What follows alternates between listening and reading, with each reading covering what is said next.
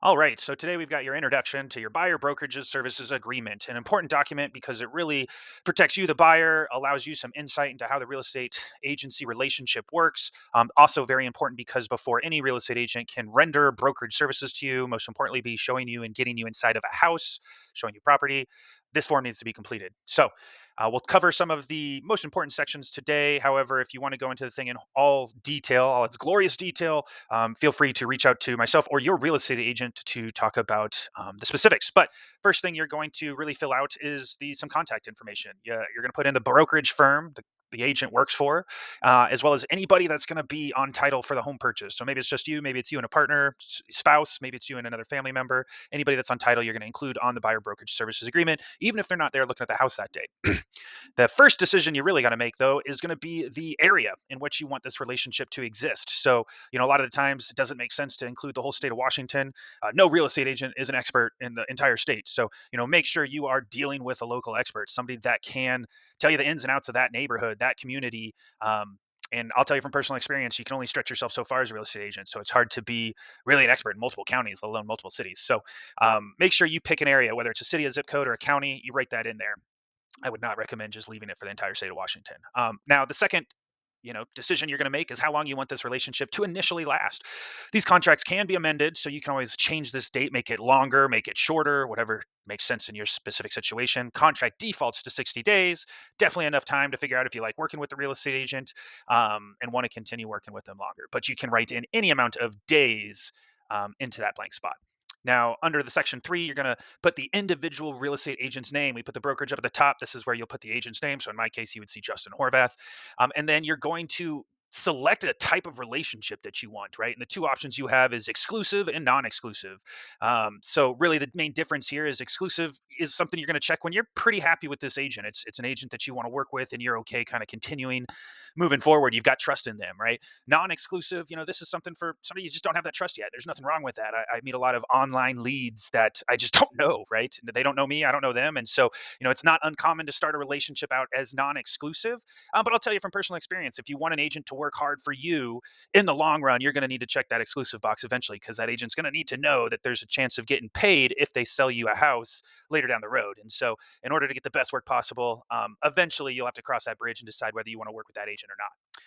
Now, limited dual agency, this is definitely a topic for a longer conversation, but here you have the option to sign off on being okay with it. And this you should talk to your agent about. Maybe it's okay for you, maybe it's not. Essentially, what you are agreeing to here is that you are okay buying a house where the buyer broker, your buyer broker, additionally represents the seller, right? And, we definitely do this. It's possible. I've still got many clients happy on both sides where we've done dual agency, but there is some different nuances there. There are services I can't provide you because I also am obligated to provide them to the seller, right? So something that's worth talking about. And if you are okay, you sign off on that. And again, you can always start with a no and end up changing it to yes if your agent pops up a listing that you just got to see. Now, the next piece, and probably the most important here, the reason this contract exists really is to have a conversation about compensation. How does your buyer broker get paid? Historically, the buyer yourself does not generally have to come out of pocket to pay for their agent. It's something that the sellers have provided for a long time now. Things have changed, and in Washington, they've been changing for a while. I think it's 2018. Sellers weren't actually obligated to pay this. They didn't have to provide a buyer broker fee at all. Now, good news for you as a buyer, most of them still do because it's one of the best ways to market their property. But they get to pick the amount, and every house is different. Most of them these days are going to be a percentage. Sure, there's some flat fees out there for maybe smaller price properties or land, but most homes are going to generally fall in between the 2 and 3% range. And now the good thing about working with an agent that's associated with the Northwest MLS is you can generally go online, look at the listing, and see the amount of compensation that's being offered by the seller, right? And so for example, if I'm filling out one of these forms to just go look at one house for a buyer, it's the first time we've ever met, we're doing non-exclusive type of a thing. A lot of times we're just going to fill in what's the seller offering on this, right? And if you want to have a long-term relationship, you want to get extra duties or benefits from me, we can talk about different packages that I have. But there's three possibilities for you to kind of end up in when you're buying a house. One, you could just buy a house and where they're representing you as the buyer broker, right? And the seller has their own representative, and that's going to be that first box. You're going to figure out what's the fee there. The second fee is, well, what happens if maybe you're the dual agent, right? And you're working with an agent who's representing both people. What's the fee there? It could be different, could be the same. I know a lot of the times for me, I'm able to offer everybody a little bit of a discount if I'm covering both ends of the deal. Obviously, there's still a lot of work, but I'm in a position where I can shave off a little bit, so I usually do so. And then last situation there is what happens if you're buying a house from a seller who doesn't have an agent at all, right? They're operating as an unrepresented seller, and a lot of times this fee is going to be a little bit higher than the normal buyer broker fee because being unrepresented means that there's going to be extra work that your buyer broker has to do in order to get that house closed. And a lot of times when I've had this pop up, I can still get the seller to pay for that because they appreciate the work that's getting done on their behalf. However, it's a scenario that we want to talk about up front and establish what the fees are in case you end up in that situation. I'd say more often than not, my clients end up in the A section there.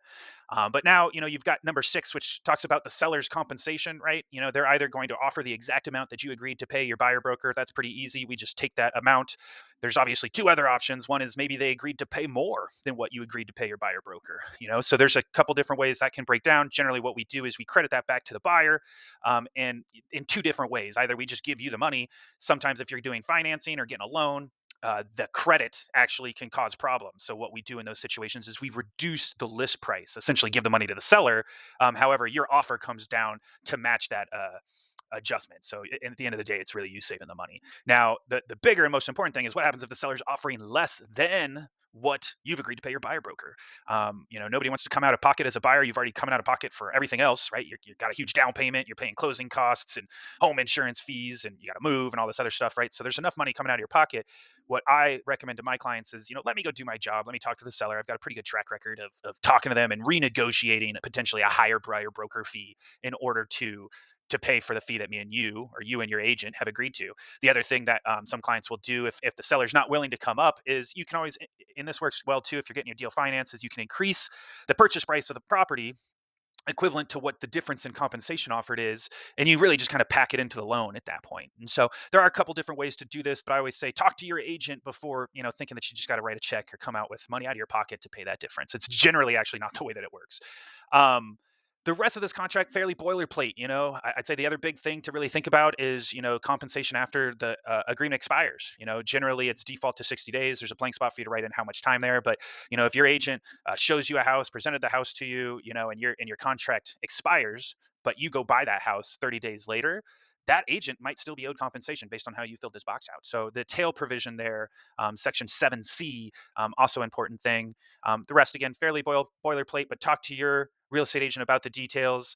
Last and not least is an important document that you'll initial, which is a legal pamphlet outlining the relationship in more detail than I have today about your agent and client duties, responsibilities that are owed to you as the client. So very good read. The state of Washington just updated this here in 2024. It's a lot better than the old version, so I highly recommend at least reading your section, right, whether you're a seller, buyer, or potentially looking at that dual agent bucket.